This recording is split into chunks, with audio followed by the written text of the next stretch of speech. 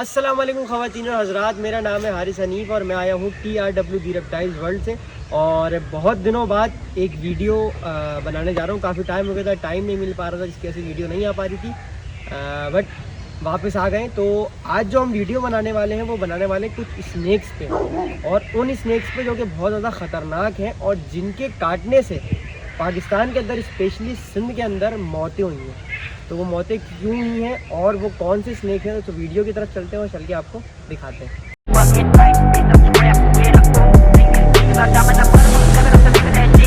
अच्छा जी, आप मेरे हाथ में देख रहे हैं दो कॉमन स्नैक्स। और अगर आपने आज से पहले स्नैक्स देखे होंगे तो डेफिनेटली स्नैक चामर्स जो होते हैं, जिन्हें हम सपेरा बोलते हैं, उनके पास देखे होंगे।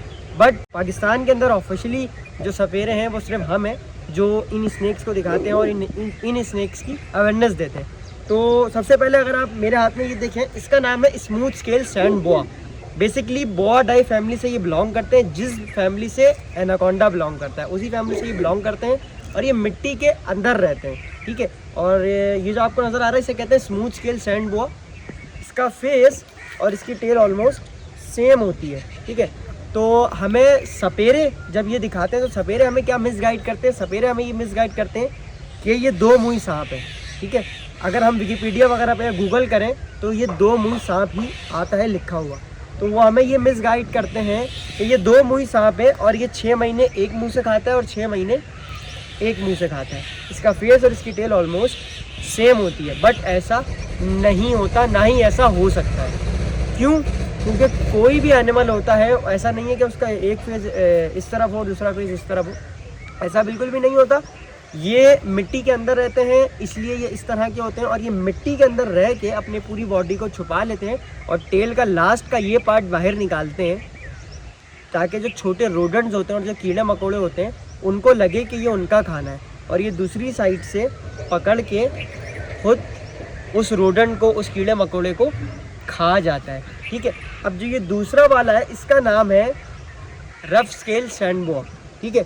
इसकी स्किन, अच्छा दोनों की आप अपीयरेंस देखेंगे, स्किन देखेंगे तो उससे आप बता सकते हैं कि स्मूथ स्केल कौन सा है, रफ स्केल कौन सा है। इसकी स्किन बहुत ज़्यादा रफ़ है, इसलिए इसे कहते हैं रफ स्केल सैंड बोआ। इसके बारे में एक चीज़ और मशहूर है कि इसके बारे में हमें सपेरे ये मिसगाइड करते हैं, ये बोलते हैं कि ये पाइथन अजगर का, पाइथन का बच्चा है और ये बड़े होके पाइथन हो जाएगा। बट ये भी बोआडाई फैमिली से बिलोंग करता है कि साइज़ में इससे थोड़े से ज़्यादा और बढ़ जाते हैं, इससे ज़्यादा ये बड़े नहीं होते। तो अब सेकंड चीज़, मैंने आपको वीडियो के स्टार्ट में बताया था कि मैं आपको वो स्नैक्स दिखाने जा रहा हूँ जिनके काटने से लोगों की मौतें हुई हैं। अच्छा, मैंने आपको दिखाया कितने सुकून से ये मैं हाथ में पकड़ा हुआ हूँ। अगर ये मुझे बाइट कर ले तो क्या होगा? अगर ये मुझे बाइट कर ले तो मैं जस्ट पानी से हाथ धो लूँ, इट्स गोना बी ओके। किसी मेडिसिन की, किसी चीज़ की कोई ज़रूरत नहीं होती। पाकिस्तान में अवेयरनेस नहीं है, अवेयरनेस ना होने की वजह से इन स्नैक्स को मारा जाता है और इन स्नैक्स के काटने से मरा भी जाता है। क्यों? मैंने आपको बताया कि इनके काटने से मौतें हुई हैं। मौतें हुई क्यों हैं? मौतें सिर्फ डर की वजह से हुई हैं, हार्ट अटैक से हुई हैं, बस, और कोई वजह नहीं है।